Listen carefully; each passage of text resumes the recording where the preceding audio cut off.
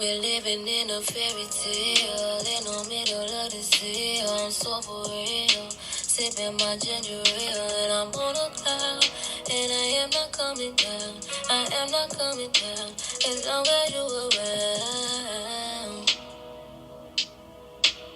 On a cloud. Hey y'all, welcome back to my channel. I am Talia Tees, and welcome to the table. Today, we're going to be going over the Real Housewives of Salt Lake City, Season 2, Episode 2. So please, please, please do not hesitate to like, comment, subscribe, even hit that notification bell so that you always know when Talia's dropping that tea. So let's go ahead and get talkative. So we open up with a little montage of a couple of the ladies getting themselves and their children ready. We see Whitney double booked herself, leaving no one to be there for her kid. So she has to ask him if he can walk himself home from school. And then over at Lisa's, we see her getting her kids together. And looks like they haven't gotten much more furniture than last season. And finally, over at Mary's house, we see her in her teenage son's room. Now, he has an entire refrigerator in there, so he is just making sure that he can avoid any and all contact with his mom. That is hilarious. Now, over at Jen's house, we meet her nephew, Dwayne. And, Jen just kind of talks about how he's a product of a single mother home. And so pretty much once she met him, she kind of took him in like a second mother.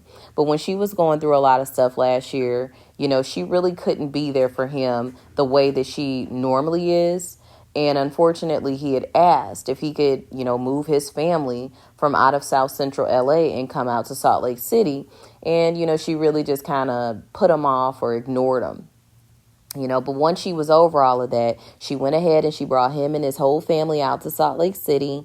And she, basically just apologized to him for not being there for him in the manner in which she normally is. So Jen goes on to say in her confessional that she just wants to be a better woman overall, a better wife, a better mother, etc., which segues into her making this call to Heather, one of her really good friends from last year that she just totally boo-booed and poo-pooed on. So Jen just basically lets her know that she wants to have a, face-to-face sit down with her. And, it just sucks because Heather began to recall some of the things that Jen has been saying. She called her a manatee, said the only role she could ever get in Hollywood would be Shrek. I mean, just some really, really mean things that, your best friend shouldn't be out here saying. But she did agree, so they are going to meet up, and, she agrees with her. There are a lot of things that we need to talk about. So then we move on to Meredith's house, and we see her on a FaceTime call with Brooks, and then her husband Seth comes in.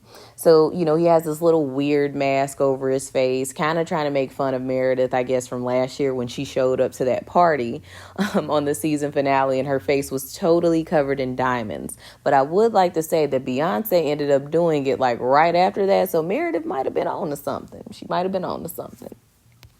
But anywho, Meredith lets us know that, last year, Seth really was pushing to get her to move to Ohio. And she's so happy, that she did not relent and she didn't go because now he's living in Mississippi. And personally, she's just not interested in moving every other Tuesday and Thursday. So then Meredith, she begins to talk about how, Jen just will not stop reposting and liking all of these homophobic posts about Brooks. And Brooks has even expressed to her that, she's putting a label on him that even he hasn't spoken to his family about, not even his own mother. So she thinks that, Seth, he thinks it's a misunderstanding, which I don't see how. It's pretty obvious what this woman is doing. But I guess he's just trying to be a little diplomatic. But, Meredith, she ain't having it. She's in full-on mama bear mode at this point.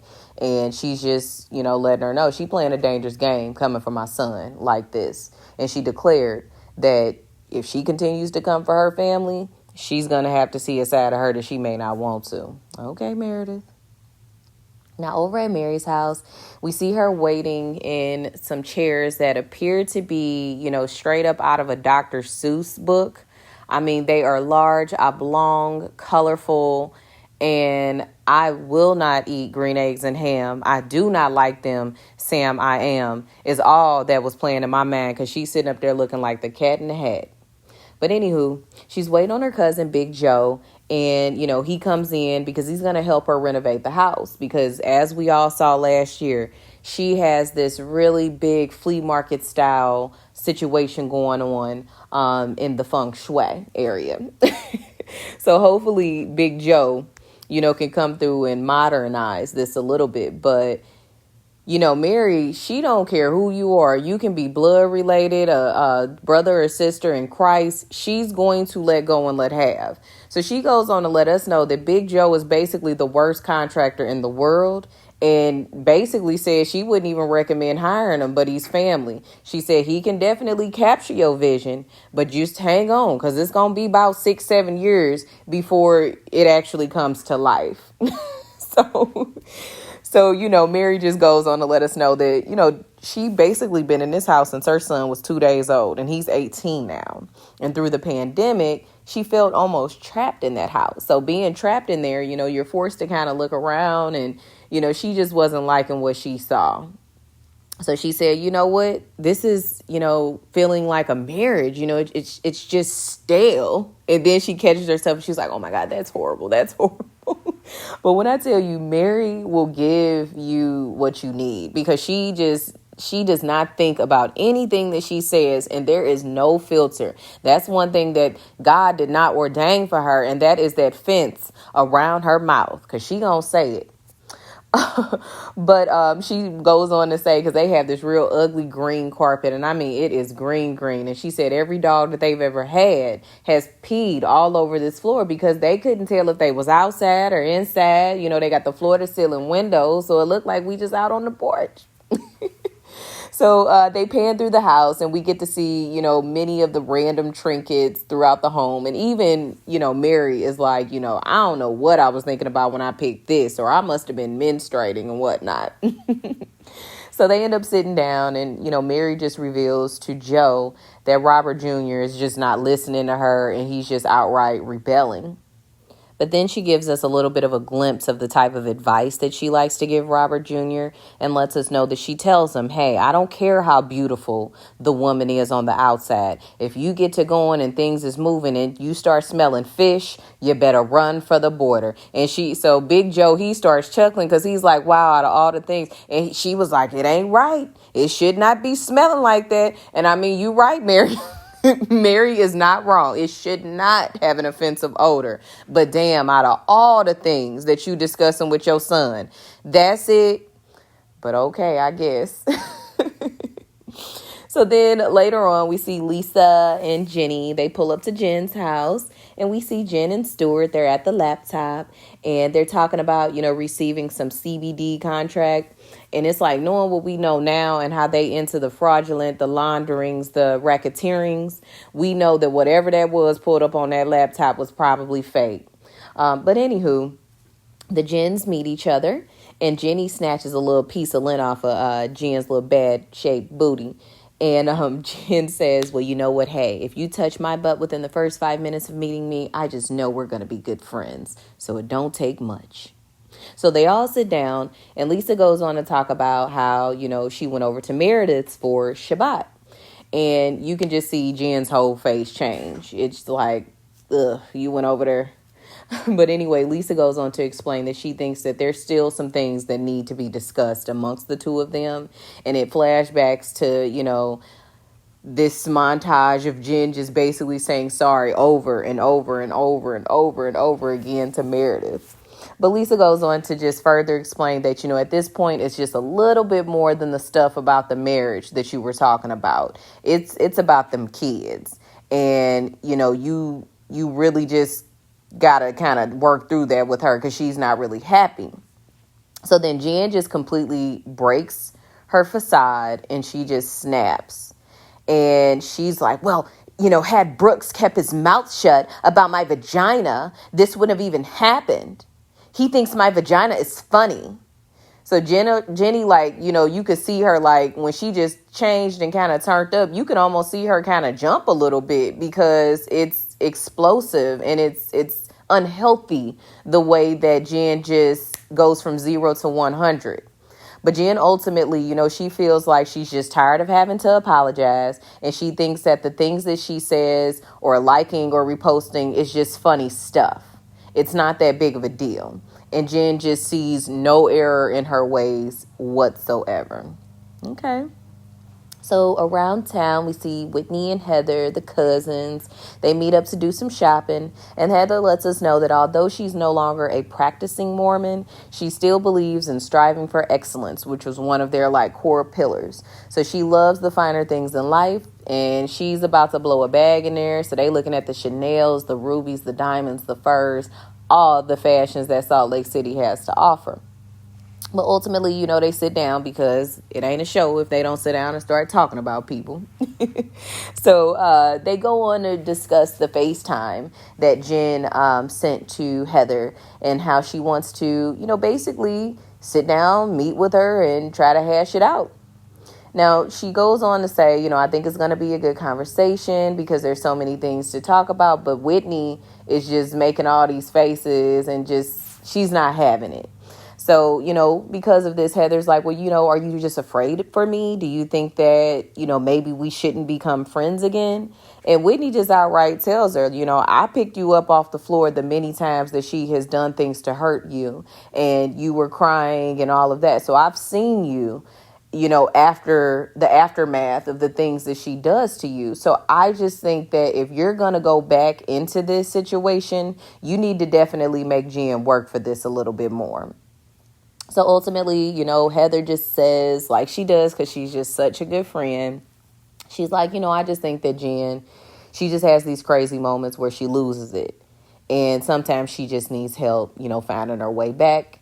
And as a friend, she just wants to help her find her way. But Whitney, she ain't hearing it. She's like, yeah, whatever. Okay. So then we get to go over to Jenny's house and we see her with her 3 kids and they're all cooking dinner. And she talked about, a little bit of her background. So she at a point had decided to open up a medical clinic. And her first son was very, very young at the time. And suddenly 1 clinic turned into 2 clinics, 2 to 3, 3 to 4, 4 to 5. And suddenly they had 5 clinics. And simultaneously through all that, she ended up having 2 more children. So she just started to just say, you know what? It just seems like it doesn't matter how much money you bringing in. There's no way to buy time. So she decided to just sell it all and give it up so that she could really be there for her kids, because it's almost impossible to run 5 different practices or facilities and run a household of 3 children and give your husband what he needs. So now she says, at this point, though, I feel like I'm just Dewey's maid, which is her husband. And she also explained that, in the Vietnamese culture, it is very, very much so a status symbol the larger your family is. So the larger your family is, the better it looks for appearances. And, Dewey, he starts to ask the little baby girl if she wants to have another baby. And Jenny's like, no, I'm cool. The shop is closed. And Jenny, she just says that ultimately she understands that, this may be what her husband wants, but she really would rather not have any more children. And girl, why you just won't go ahead and get that man some babies? Y'all got a nice little dynamic and a cute little household. 1 more won't hurt. So we go over to Whitney's house and we see her with her kids. And I got to say, her daughter looks exactly like Justin. She is so cute. But she didn't take nothing after Whitney. She looked just like Justin. But anyway, they kind of tease her about a small road rage incident that she had as she was taking them to school. And, Whitney just says that she just wanted to take the time to talk to the family about, the needs and how they all need to work more like a team. And the kids kind of blame her a little bit because they was like, well, you didn't wake us up in time. So, if we ain't up, how we going to be a team? But anywho, she also expresses how she really wants her children to see her continue working on her new company, Iris and Bo, and just really have them see her really commit to this and take it to the finish line, So the kids, they go and they get ready for bed, and Justin and Whitney, they start talking. And Whitney, she expresses that she needs Justin to be more of a team player. And she just explained to him that sometimes, I just long for you to just want me. And sometimes I wish I could wake up and you're grabbing one of my boobs or whatever. Because, Whitney, a little freak a leak. But Justin, he kind of turns it on her, which I felt like he did a good job listening. But he did turn it on her, and he said, well, sometimes when you're in your work mode too, you kind of shut down as well. But I totally understand. I get it. And Whitney was like, well, I just want to really make it clear that my biggest issue is the lack of sex. so Whitney said she used to get it every day, and now it's only 2 to 3 weeks. But I'm going to be honest, I think that that's pretty good. 2 to 3 days out of the week. Excuse me. I think I said 2 to 3 weeks. But 2 to 3 days out of the week, that ain't bad. You damn near at half the time. So, I mean, damn, Whitney, what more you want? But then she goes on to explain to us, and demonstrate what robotic sex looks like. Whitney, I can't with you. So we see Jen and Stu. They arrive at the Ice Palace or the Ice Castle. And it actually looks really cool. It's a big bunch of like igloo looking structures, and it's kind of almost like a cave, but just all in ice. And, they're running around, and, I think it was Stu. He bit the dust, and he's like, you know what, I'm done walking around. You can find your way, but I'm cool. So Jen, this is the place that she invited Heather, and she feels like, it's a whole lot of ice between. I'm icy to her, she icy to me, so maybe we can go ahead and hash it out at the Ice Castle. Well, all right. So Heather, she arrives, and Jen somehow found a sleigh and comes rolling out out of one of the little cave entrance, and it's actually kind of cute, I ain't even gonna lie. And, Heather, she admits, Jen Shah, she definitely knows how to pull out all the stops. And, she's going to cast and work her spells. But Heather says, but I'm going to continue to keep this boundary up because I want her to work for this. And I keep trying to remind myself of all the mean shit she said to me so that I do not make this so easy for her. And I hear you on that, Heather. I'm one of those types of people, too. If I really love you and I really care about you, I will avoid that confrontation and just try to move on and get along to go along, So I totally feel where she's coming from. But at the same time, I'm glad that she's finally finding her strength and putting her foot down, because Jen has taken far too many liberties with her as a friend. So they get started and they sit down, and, Heather, she just says, I really just want to be good friends. I just want to be at peace. I just want to support, but I just feel like in our relationship, we are lacking consistency in that area. And Jen says that she agrees, but, she doesn't think that Jen realizes that she's typically the point of contention in their friendship. So it's like you're agreeing about the fact that you want to keep the peace, but typically you're the one disturbing the peace. So Jen says that she feels like, they did need to have this talk, and maybe that sometimes there's just way too many people around and they kind of start influencing them. So Heather agrees that the lack of talking to each other may play a part, but the specific things that she is saying about her is really the problem. So that's one of the crafty things that Jen likes to do. She likes to try to deflect or, project or move things other places, but no, get back to the root of it all. You called your friend Honey Boo Boo, compared her to sea animals, said she was a liar, a manipulator, and of all things, you called her a racist. So Jen goes on to claim that the things that she was saying about her were only just in retaliation of the way that she was treating her at the reunion. And Heather's like, dang, really? So it was really worth calling me a racist because your feelings were hurt at the reunion, when you know that my daughters could see it, my family could see it, business relationships that I have, those people could see it. And you really thought that it was really just that important, and you didn't seem to care about how that would hurt me? So Heather went on to try to show Jen a post with her blue verified check mark that typed words, about her, and Jen, again, she's not trying to take accountability for it. She doesn't want to hear it. And she goes on to say that Heather, you need to stop believing everyone else. But it's like, honey, the proof is in the pudding. If you are literally out here tweeting and saying these things and reliking and reposting stuff, who else is there to believe other than you? And if you are not the person that's posting these things, then you need to be going out and putting some type of a statement recanting what your page put up, because ultimately that's your responsibility, boo.